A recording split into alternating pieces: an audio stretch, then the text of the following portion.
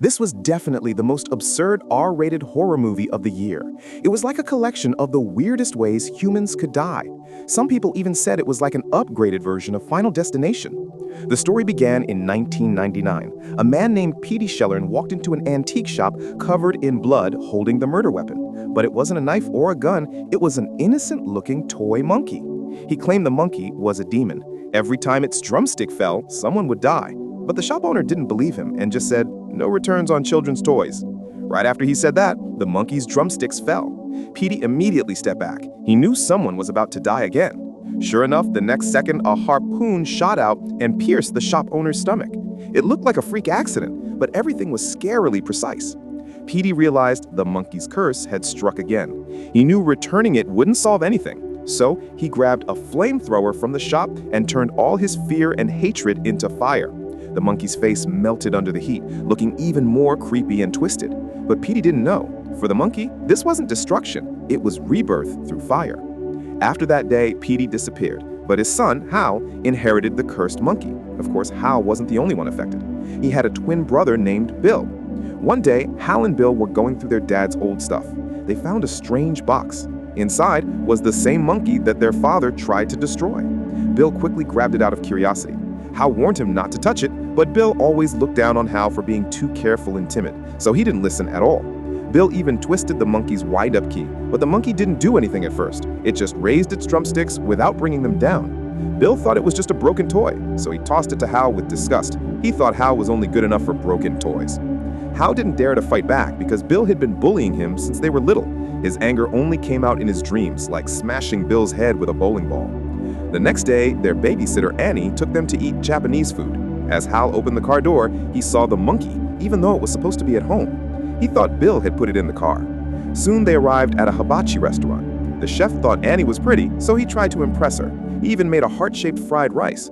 It was supposed to be a warm and cheerful moment, but for some reason, Hal felt something was wrong. He didn't know the monkey had moved from the back seat to the front seat, and now the drumsticks that didn't fall last night struck at this moment.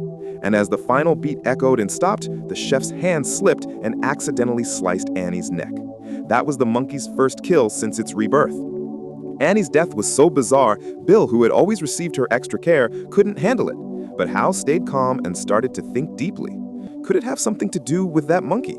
After all, Bill hated it. He wouldn't have put it in the car. Maybe the monkey moved by itself. Seeing both kids acting so strange, their mom, Lois, tried to comfort them. She said, "Everyone dies eventually. That's life." Hal still couldn't change his timid and cowardly nature. He often got bullied by kids that Bill sent after him. Hal didn't understand why Bill always targeted him, which made him hate his brother deeply. One day, Hal came home covered in banana mush after getting jumped by some bullies. He was so mad he almost lost his mind. When Hal opened his bedroom door, he saw the monkey sitting right on his bed. He didn't even have time to think about how it got there again. At that moment, Hal only wanted revenge on Bill. So Hal made a wish to the monkey. "If you could kill Annie, can you help me kill Bill too?" Then he twisted the wind-up key. The monkey raised its drumsticks high and began its deadly music. Only then did Hal start to regret it. After all, Bill was still his big brother. That's when Bill walked into the house, safe and totally fine. But their mom, Lois, suddenly dropped dead on the spot. That's when Hal realized the monkey didn't kill by logic, it killed randomly. The doctor said she died from a rare condition called a boomerang aneurysm, but the odds of that happening were 1 in 44 million. Hal knew it was his fault. He had caused their mother's death. From that day on, he finally realized how terrifying the monkey was. He had to destroy it immediately. But something weird happened. When he chopped down, blood came out of its arm. Hal didn't have time to freak out. He chopped it up like vegetables, threw it in the garbage truck, and then moved with Aunt Ida and Uncle Chip to Casco, Maine. He thought that would be the end of it, but somehow the monkey showed up again at Aunt Ida's house. Hal was out of options. Even though he hated Bill, he was the only person Hal could talk to about it. So he told Bill the truth, that the monkey could kill people. But Bill didn't believe him. He insisted on winding it up just to see. The next day, Uncle Chip was trampled to death in a horse stampede. After the monkey claimed its third victim, Bill finally stopped arguing with Hal. If they couldn't destroy it, maybe they could seal it away. So they tied the monkey up, locked it in a box, and threw it down a dry well. And it actually worked. The next 25 years passed without any incidents. Hal built a successful life for himself. He cut ties with Bill so Bill could never bully him again. Just when Hal thought the monkey was gone forever, disaster struck again. Late one night, old Aunt Ida was woken by strange music. She grabbed a gun and went to check, but she accidentally stepped on a broken stair. At the bottom of the stairs was a box full of old fishing hooks. Aunt Ida fell face first into them. Before she could even pull the hooks out, she smelled gas in the air. She leaned toward the stove to sniff more carefully. Suddenly, the stove burst into flames. Screaming, Aunt Ida ran toward the door, but she stepped on a flower vase by the entrance. In a panic, she tripped and ran straight into a metal road sign. Meanwhile, Hal, still unaware of what happened, was planning a road trip with his son, Petey. But the night before the trip, he had a terrifying nightmare. He dreamed he was lying on a cutting board and the monkey stood over him, raising an axe high above its head, just like Hal had done when he chopped it up years ago. Hal jolted awake in an instant. Right at that moment, his phone rang from an unknown number. It turned out to be Bill, the brother he hadn't spoken to in over a decade. To avoid waking Petey, Hal stepped outside to take the call. Bill told Hal that Aunt Ida had died, and he suspected her death was connected to the monkey. He asked Hal to go back and investigate. Clearly, Bill also knew how dangerous the monkey was and didn't dare show up himself. But Hal wasn't the timid pushover he used to be. He firmly refused Bill's request. But just then, something unexpected happened. The outdoor AC unit, still connected to power, suddenly malfunctioned and fell straight in front of Hal.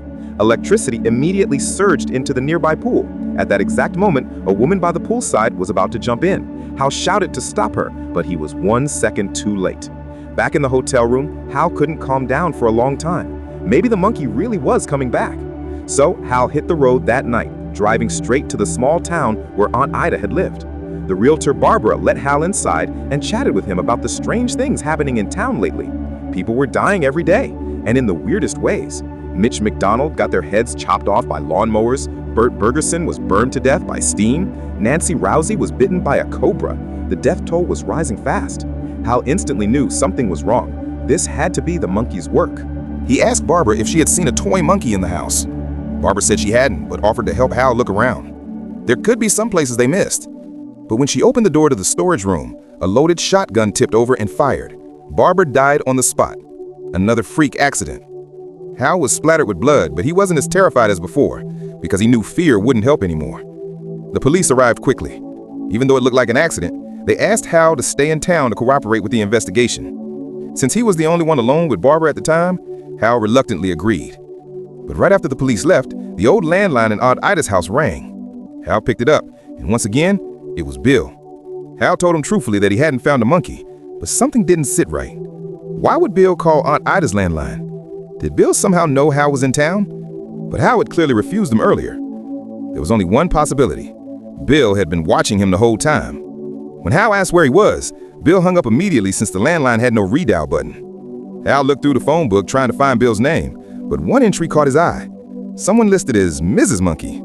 Hal instantly felt uneasy. He dialed the number. A familiar voice answered. It was Bill's, but it was just a voicemail.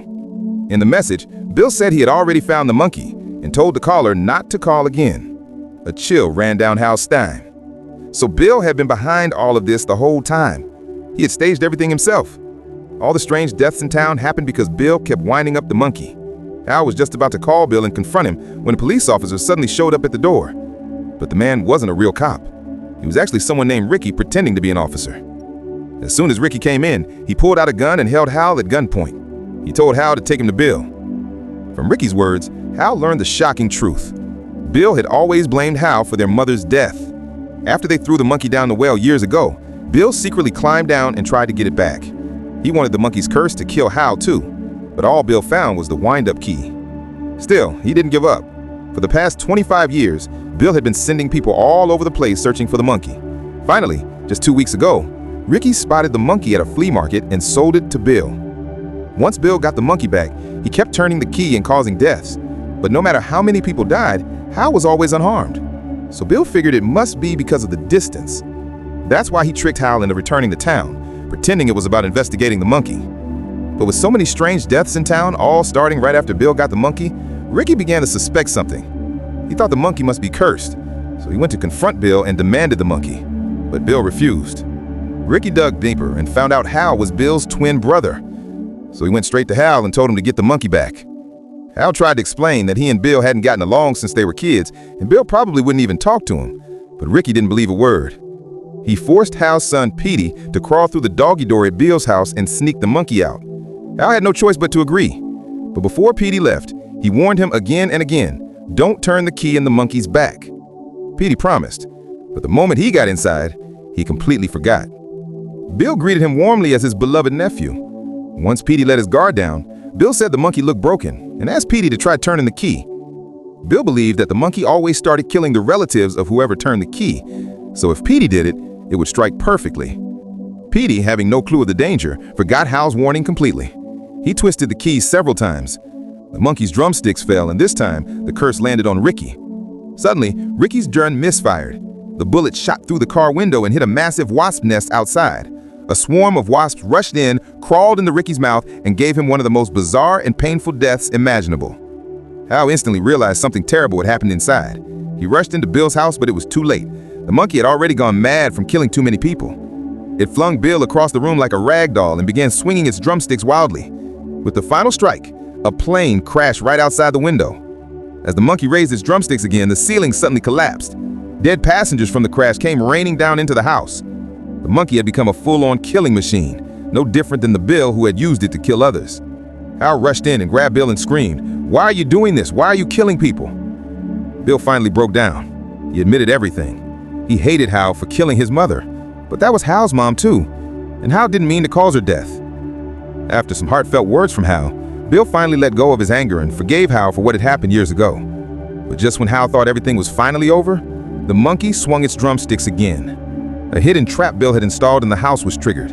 It shot straight at Bill's head and blew it clean off. Hal looked closer and realized the thing that killed Bill was none other than the same bowling ball he once dreamed of using to kill his brother. In that moment, Hal understood maybe it wasn't the monkey doing the killing.